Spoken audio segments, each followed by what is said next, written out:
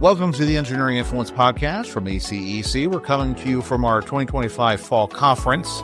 And if you're following along with us, please like and subscribe. Hit that notification bell on YouTube. It really does help the channel get out to more people. And we want to do that because today we're talking about a very important thing, and that is encouraging young leaders. And I'm very pleased to be joined by Arthur Jones, TYLin. He is our past president, ACEC Metro Washington. Arthur, thanks for coming on. Thank you, Jeff. I want to, get into this with you because you've been really engaged for a long time in mentoring and trying to get the, future, the generation of future leaders established. Talk about, your work at TYLin, a little bit about yourself and what you've been doing in this area.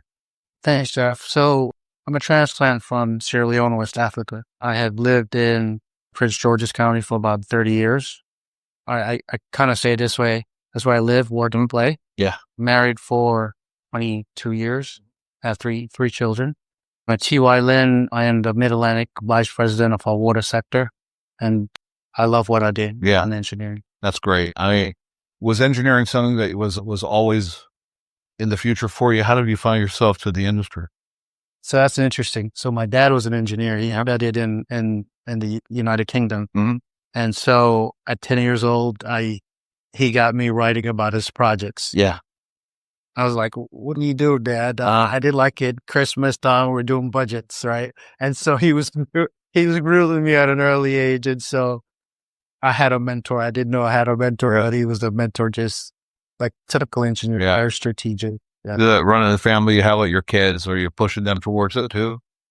I believe everybody should be an idiot. And just from the beginning, right? It helps you with your strategic thinking and very organized. And then you can be something else, right? Yeah. So my daughter just graduated from University of Maryland. She's 21.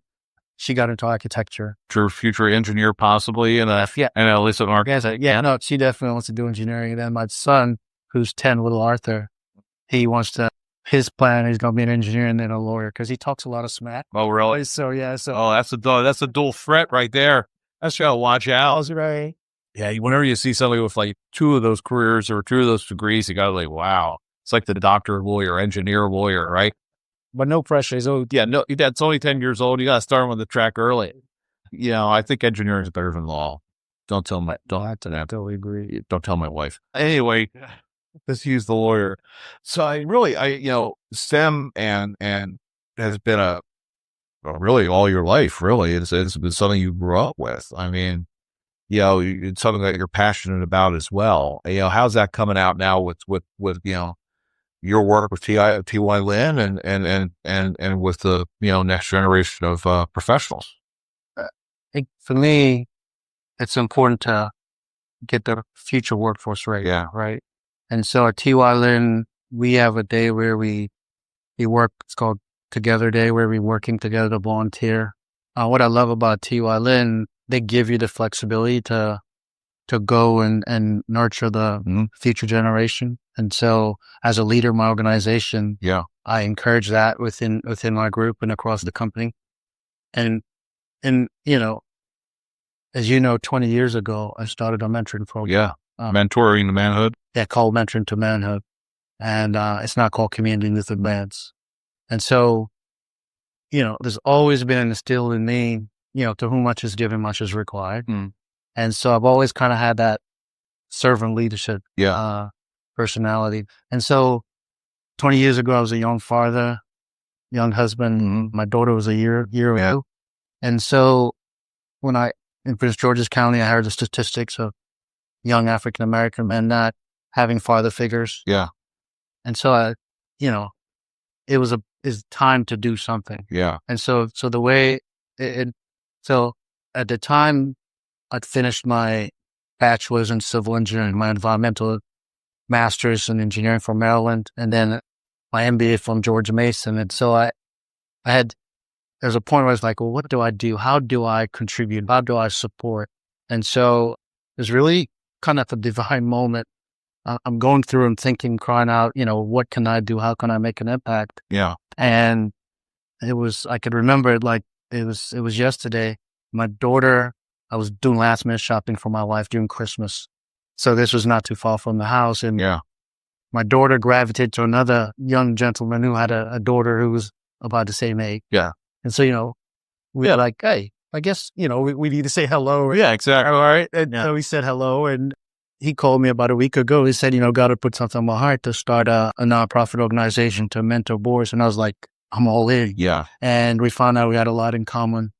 And so, so that's how it started. It's the way I look at it is these are the decision makers that are going to impact what we do. And so how can we contribute? So I think everybody needs to play a part in that. Yeah. It is the untapped talent that exists that is out there is amazing. And all you need is that spark or that opportunity to get the foundation to actually build that and become what you could be. Yes. And having that avenue and that place to go that can help navigate that path, right, is so critical. Yeah, no, I love the word you use, spark, right?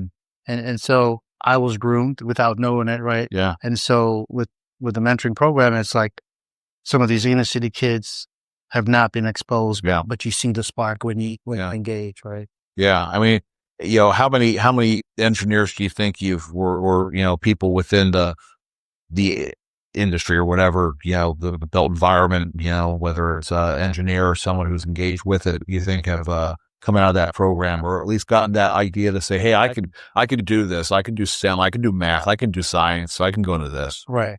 And so somebody asked me that question, something you don't track, right? Because you think about it, over a 20-year period, you influence the kids, and then sometimes you lose track of them. Yeah. And so we've seen a couple kids who have actually totally changed their lives, right?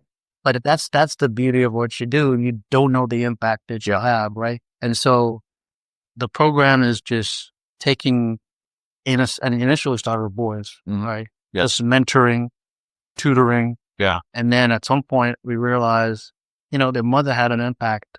For the most part, they were pretty excited bringing them out to, and so we started engaging the parents as well. Yeah. And so it's, you have to keep at it. Sometimes you see the fruit, and then sometimes you don't. But at least you're changing lives, right? Yeah. And so, and that's the thing for me now. It's like, I want to see, and then sometimes like my nephew, he wants to be an engineer, but that's not how he started. Yeah. I'm sure just the way you carry yourself and the passion you have about the industry translates. Yeah. It's getting those skills early and the confidence, to believe in yourself and be able to pursue your goals, whatever those goals are. Right. And the thing is, people think engineering, think math, science, right? Yeah. And there's so much to be done in engineering, just bring your core strength, bring yourself, bring your, what makes you different. Yeah. And so that's really kind of the message. That's really one of the things that we're always trying to fight back against, is that idea of saying, you don't have to be a genius at math and science, right? You got to have a desire to leave the world a better place than you found it, or to solve a problem, right? And it's finding those people who can think that way and encouraging them to follow it, right? And to take that path and say, you know what, maybe engineering is something for me. That's a powerful thing, because if you don't have exposure to that early on, it's not like you turn on the television and you see, engineers all over the place that are like that role model that just, people fall into. Yeah. What you find out, people are impacted by engineering, but they don't know engineers. Exactly. Right. And so when you tell them, did you know engineers, the water you drink, or the building you're in, and so you try to make the connection that you can relate to me, Yeah. So what's the next? 20 years growing an organization. What's next? What's the next step? What does the future look like for CYA? What does it look like for, helping continue to engage those young professionals and those emerging leaders? So when we started CYA, we started, going around the neighborhood, passing flyers. Yeah. Nobody came the first time, and we kept doing it, right? And we got into a school and started mentoring. And so initially it was focused on boys. It was focused on life skills and experiences and exposure, right? Yeah. And so CYA has grown tremendously. So from just boys, now community youth advance, Yeah. focus throughout the year, and they focus on after school hours. Yeah. They focus on weekends. They focus on summer programs, right? And so, and what I like about what they're doing the tutoring piece, they're doing the mentoring as well as pathways. Yeah. And so I am excited at what they're doing.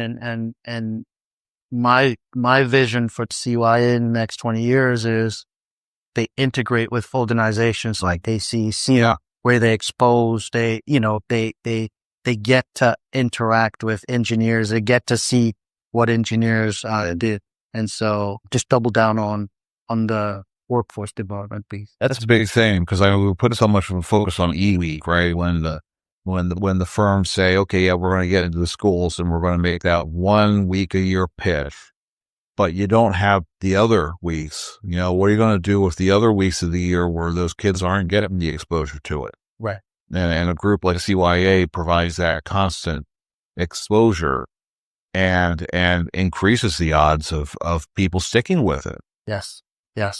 And one of the things I really enjoyed that we did, so when I was a chair for ACEC Metro Washington last year, my chairship ended in end of June. Yeah.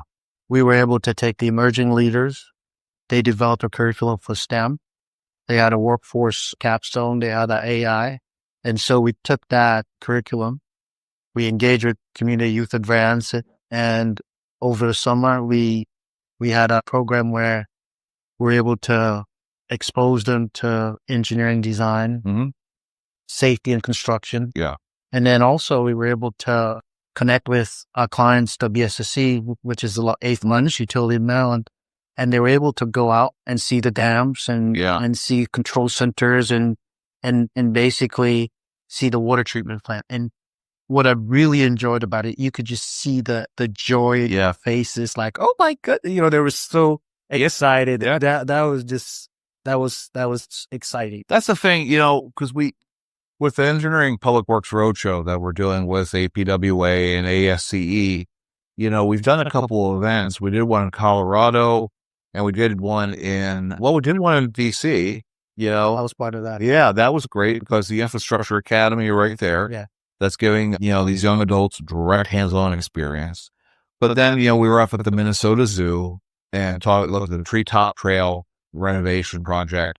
And the kids were involved with that. Students were involved with that. And it's one thing to abstractly hear about this stuff in class, but then to actually go out to a facility and see it is a whole different thing. And it really does. You could see it on their faces that it was like, wow, this is cool, right? This is something which is like, I get it now, right? And there needs to be more of that. Yeah, the spark that you talk about. Yeah.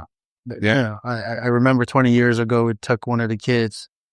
We took him on trips to Voice of America in DC or the Pentagon. And so, typical kid, just sitting back, bored. And then the CEO said, well, we have jobs over the summer. And he perked up and he's like, can I get a job? So it's the spark that you talked about. Yeah, exactly. Just disengaging that. Yeah, and this is, I think it is an important piece with the workforce committee that we're working with the Engineering Workforce Consortium. There are all these groups out there, Army Corps, you've got, all the public water, the utilities authorities, all the public works people. And it's tying that together. And it's like saying, okay, we can bring in the kids. You guys have the facilities. Let's have these tours. Let's do this on a consistent basis. And let's create a sustained, lasting program. Yes. Right? Yes. And that's the thing, right? First, you have to build trust, right? So what we found out over the years, some of these kids in the inner city, it's been hard for them to trust because they've been let down so many times. So just that consistency, we're able to build the trust. And after we build the trust, now they're open to what you're able to teach them. And so again, and what you found out, you have little subsets. Everybody's trying to do their own little piece. So I like what you said. Have something where you have different programs. Now it's just a matter of exposing the kids and bringing the kids. Yeah. And that's what I appreciate about Community Youth Advance. Over the summer, it was about 90 kids that we were able to take to these different places. Yeah.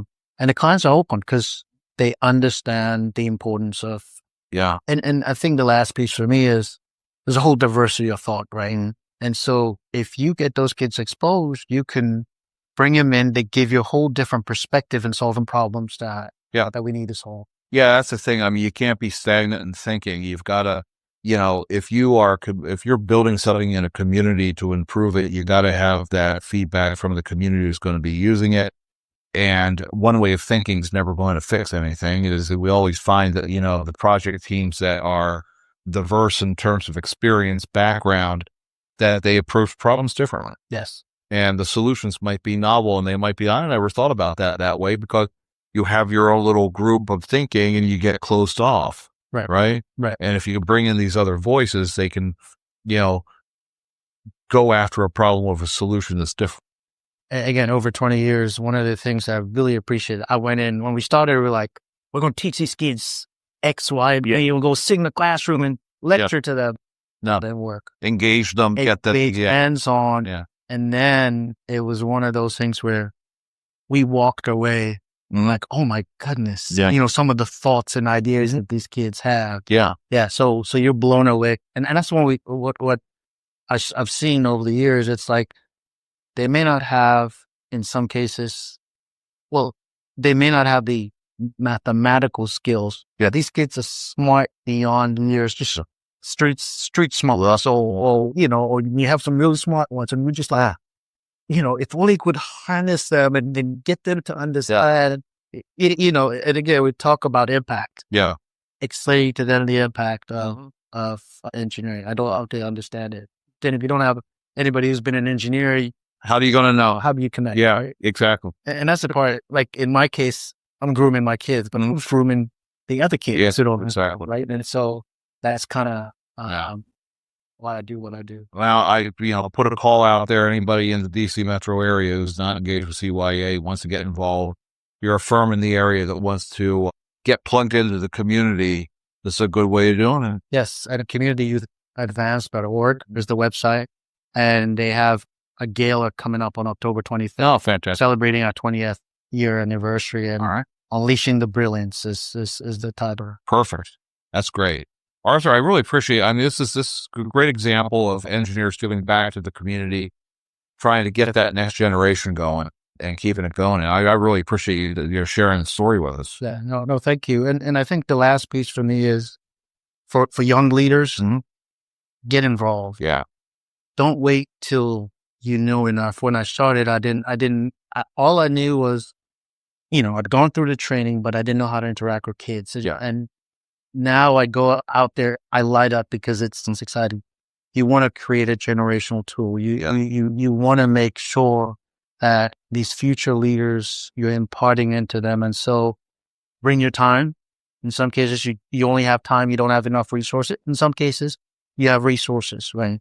And so bring whatever you have. Yeah. And these kids need you, right? And you can make a difference. Yeah, I think that's the big thing. I think the parting thought here is, a lot of the workforce challenges that we face, especially with the next generation of potential engineers, we can actually solve it if we did something. You don't need a program, you don't need a structure, you just need the ability and the energy to go and actually do something. Engage. Yeah. And one way to get the youngest folks engaged over the summer, some of the older folks were not able to make it because of business obligation. Yeah. The younger kids, they were able to relate. The younger engineers, and they were like super excited. So that's one way of bringing in younger engineers and then reaching. So each one teach one is what we typically say at CYA, right? There you go. Well, congratulations, Art. 20 years, good work. Thanks. Keep it going. Appreciate it. And again, this has been Engineering Excellence Podcast from the American Council of Engineering Companies. See you next time.